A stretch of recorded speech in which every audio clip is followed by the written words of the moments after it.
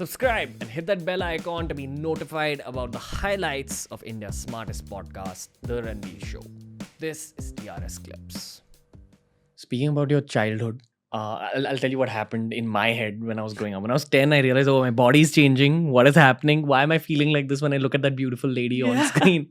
So what was your story? What was your version of it? And how were you equating it out in your head when, see, I feel like you're a pretty self-aware person. So I'm pretty sure even as a kid, you were relatively more self-aware than the average kid. Yes, I was. Which, by the way, is your strength. It's gotten you to where you are right now. That's why I'm a psychologist. No. Yeah. That's why I studied the human behavior. It's your natural... And it's natural. But that's also the reason when I said it's all interconnected, because I wanted to understand how people could be so cruel to an entire community. How people could think like this about someone. It really, interested me. You had any fear yourself about growing up? I have many fears. I have so many. I told you, I was scared that, do I have to also get on the street? Do I have to also sell my body to earn a meal? Like, that was my self-talk. Like, because that's all as a kid, I used to think about these things, because I was like, wow, that's bad representation, man. That's not something I want to do or be.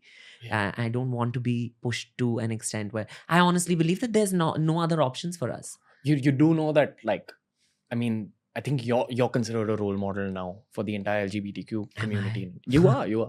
And I think the deal with role models is that role models often need to suffer to be able to create pathways for the people that come after. Yeah. So I know and this is what I love about you. You don't highlight your failures and struggles as much in the public eye, but I know that you've seen some stuff.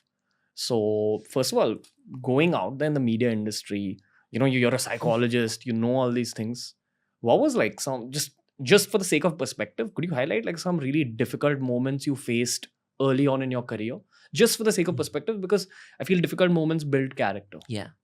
So what was some difficult moments for you? Yeah, like when I'm an intimidating bitch today, it's not because I woke up like this, I saw a lot of people talk a lot of shit behind me. And then I realized that now, even today, they're behind me. It's just like, if I had to stay back and engage in this conversation with that person, I would then have to stoop down to their level and have that conversation with them. And I chose to be better. I said, I'm not going to do this. I'm not going to give you the benefit of doubt and give you the benefit of this conversation. So I'm going to move ahead. You can keep talking. Like, and what was it specifically? I'll and as you asked me also, but first, how I discovered that previous question that you asked me, I didn't answer that. How I discovered, I was like, the first time I saw Alicia Chinay on television, I didn't discover anything because of her, but good haircuts and wigs I did. But I discovered that I like, I'm interested in men, not the way my counterparts and my friends were. When I saw Milind Soman come out of that chest, of that treasure chest Made in India, okay, that changed a lot of people's perspectives about themselves, about life, about everything, because Milind Soman was like two words. To describe my journey with Milind Soman. And it's quite crazy because he's a family friend. Wow. So it had to end there because I couldn't like really do anything about it. And it was How old very, were you? very, How old were you then? I was about 6 years old, and I was just like, wow. Like, wow. It's like, what? Who is this? And then I realized it's Milind Soman. And I then realized that, my uncle used to train him as he was a swimmer. He was a national level swimmer. And my uncle used to train him. Then my father also trained him for a bit. But I was just like, oh shit. Okay, no, not happening. Like, when I grew older, then I realized, no, can't. But I always was like, wow, Milind Soman in that hole that, she opens the chest. Yeah. She doesn't open shit. He gets out of the chest with this chiseled body. And I'm like, is this allowed? Is this allowed? Should children be watching this? Like, this is too sexy. Like, it's just like, oh my God. And since that's when I realized probably that, I'm not like my friends discuss girls and stuff when we grew up a little bit. And the first time when I was 6-7 years old, and so I was just like, something happened. I didn't know what to term it, because at that age, you don't know what, but something happened. I remember very clearly that there was something. And then when we grew older, and then how I was in an all-boys school, So for me, it was even more difficult to kind of fit in and stuff. But I was an achiever in terms of sports, cultural activities. I was a sports captain of my school. Wow. So when the other boys used to objectify girls and stuff, I used to be like, y'all are so disrespectful.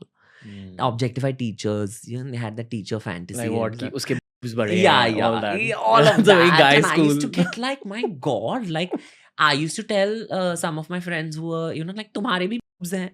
What do you call that? We didn't know what people call moobs and stuff. I was like, don't judge other people, because I start getting sassy on your ass, you're finished. So I was like, don't do that. Like that's probably your mother's age. Like he's like, I'm like, what are you all doing? Like, why you all? Then I realized that, okay, then I don't look at women the same way that probably, then.